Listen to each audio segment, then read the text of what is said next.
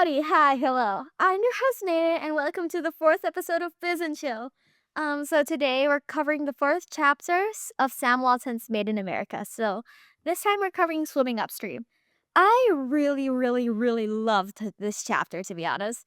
It's very well written, and there's a bunch of like funny anecdotes. I recommend you read it yourself because I don't think I could describe how entertaining this was to read. But then again, that just might be my own taste in books. But let's start before I get to ramble anymore. Um so just a quick recap of the last chapter. Mr. Sam Walton opened his first ever Walmart. So basically his first discount store. And starting this chapter, he immediately says that everyone, including his own brother, Mr. Bud, doubted his discounting idea. Mr. Walton really insists on experimenting and learning from the retail industry. What I mean by that is he does a lot of things that I don't think people would be willing to take a risk with. Because you'll see later in the chapter, like with his managing, like if you see his manager's anecdotes, they'll do a bunch of crazy things, and Mr. Walton is just like, okay, we can try that, which I think is insane, but it's also very cool. Um, so this just shows that he used a lot of calculated risk taking. A lot of successful businesses I find often challenge the status quo. Um, and it's really obvious why they become successful, honestly, because, well, they're offering something new to the market that wasn't there before, so it's like filling an unfulfilled need. And this is also the first mover advantage because at that time there weren't a lot of discount stores. So being early in like a very new market can lead to long-term success.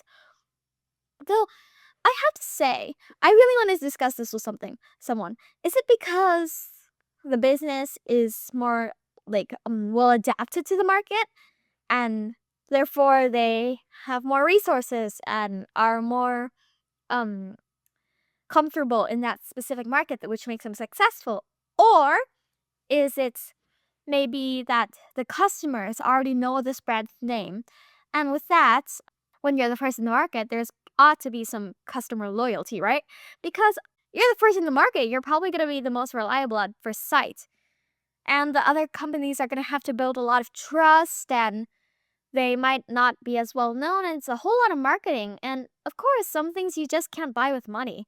So, or maybe it's a mix of both because, of course, if you're comfortable with the operations and you're also really well loved and well known by your market audience, that would probably be a really big advantage because it's like something you can't buy with money, essentially. So, yeah, that might be like a little bit of both. If you have any other ideas or any other maybe thoughts on why that is, you can just leave them down below in the comments because I really would like to know. Um, Moving on, Mr. Walton in this chapter, he really covers a lot of how he learns for like how he gets his new ideas basically. And how he does this is basically he visits his competitors. He asks questions and he takes notes on their operations and he's always looking for new ideas. There's actually a quote in the book which he says that like he tells his managers, "Hey, you go look at the competitors in your certain specific area and don't look for their bad qualities.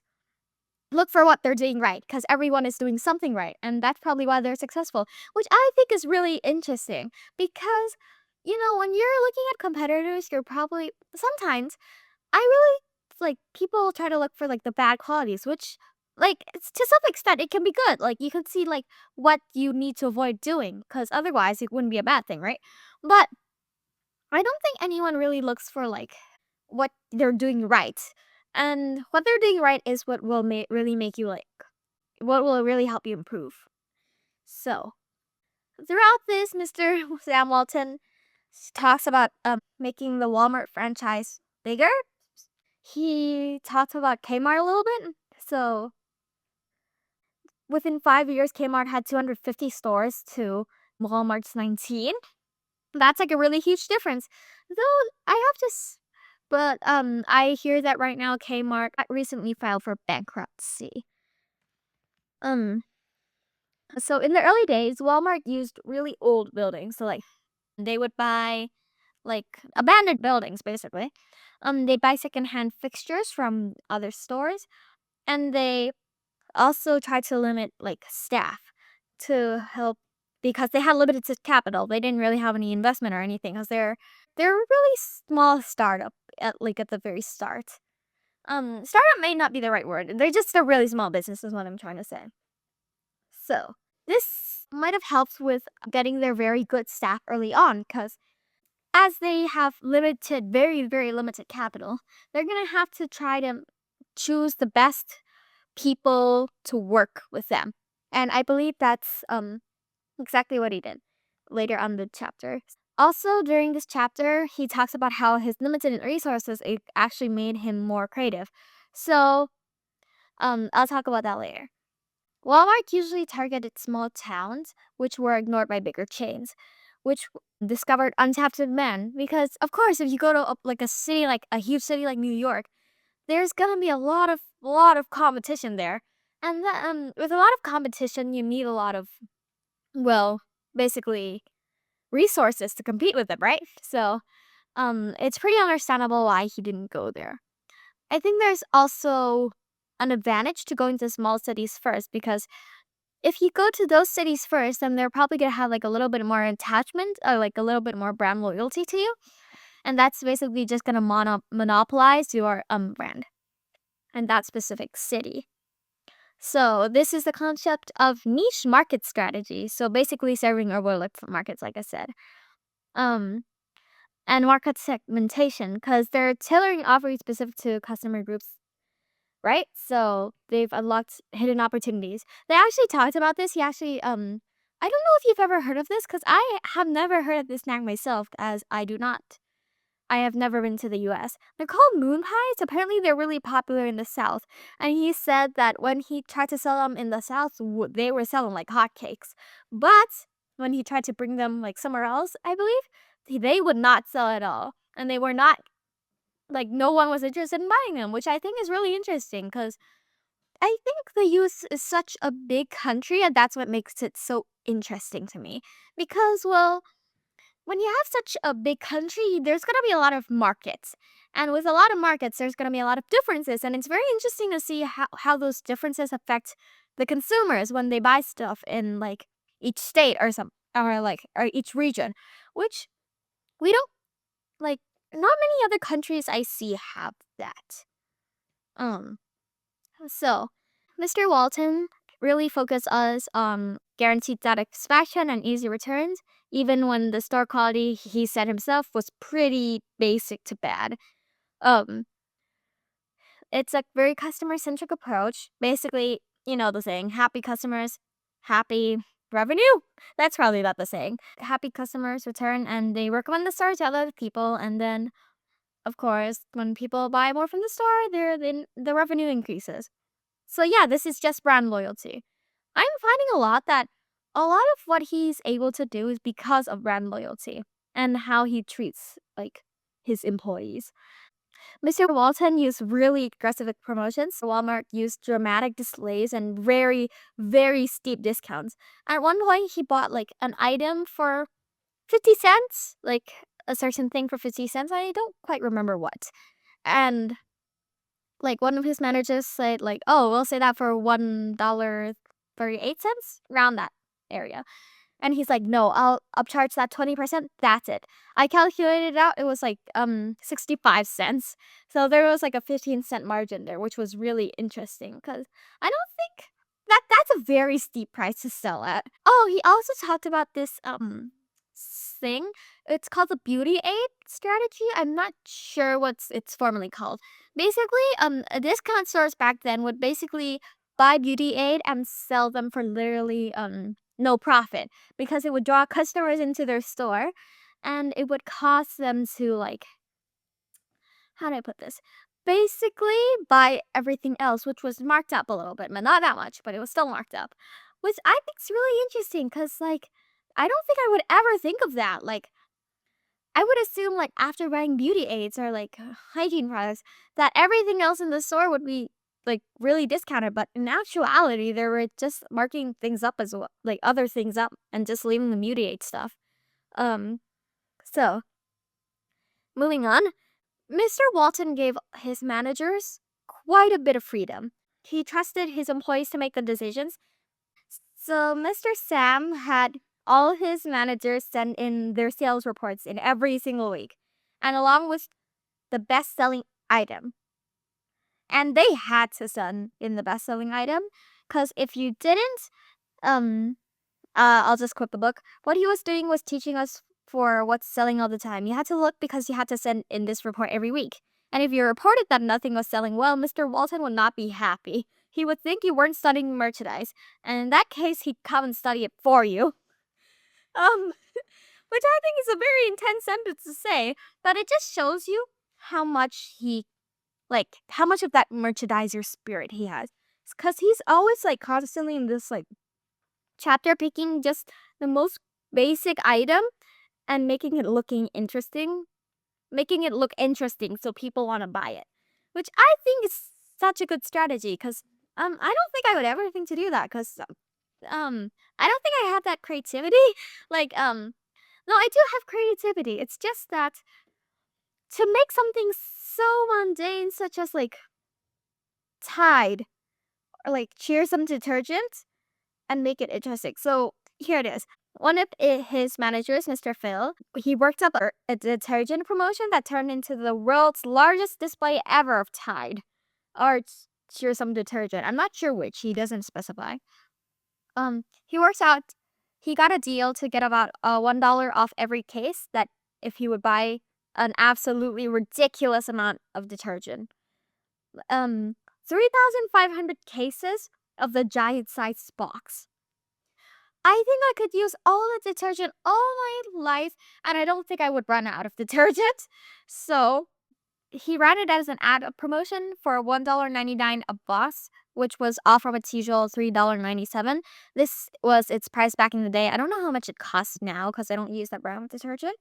And Mr. Sam, this was one of the times that Mr. Sam was very confused. Like, why did you buy so much? You can't sell all of this.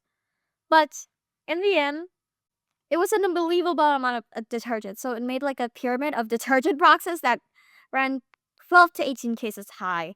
And it went all the way to the ceiling. And it was 75 or 100 feet long, which took up the whole aisle at the back of the store.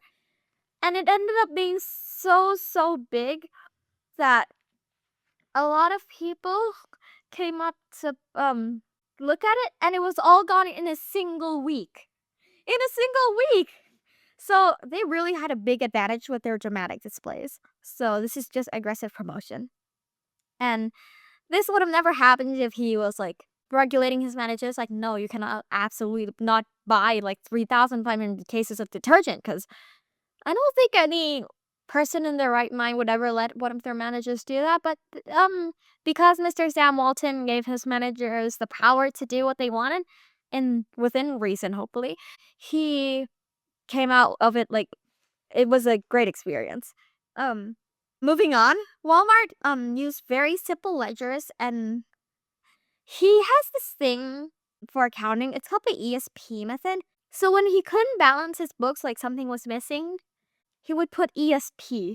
He would put it all under ESP, with ESP standing for error someplace. Error someplace. So basically, it was not a very. I will say so myself, that's not a very good way to run your accounting, because there's gotta be a lot of stuff going around there. But it worked for them for a while. In the very early years of their business, I imagine as they've grown, they don't use that method anymore because they have to report it to the government probably. But it's still very humorous. So he would hold weekly meetings for his managers to review results, share their mistakes, and plan ridiculous promotions, as seen in the Tide case. It was a very open culture, so they were discussing failures very openly, and that led to a lot of improvement.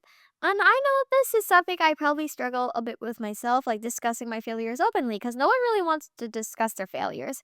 But I think it's something we all at some point struggle with, a little bit at least, this discussing our failures. But in the end, it helps them improve. They had such a big focus on competition. Again, Mr. Walton encouraged his team to visit competitors and learn from their strengths. I just think that's very important because, like, Wildwood is, like, not something I see someone people do very often. I think it should be because if you're going to win something, you want to be at least somewhat better than the competition. And what better way to be better than the competition than to look at them and say, "Okay, this is what you're doing right." And I'm going to add something I'm doing right to it. And it's just a very interesting strategy.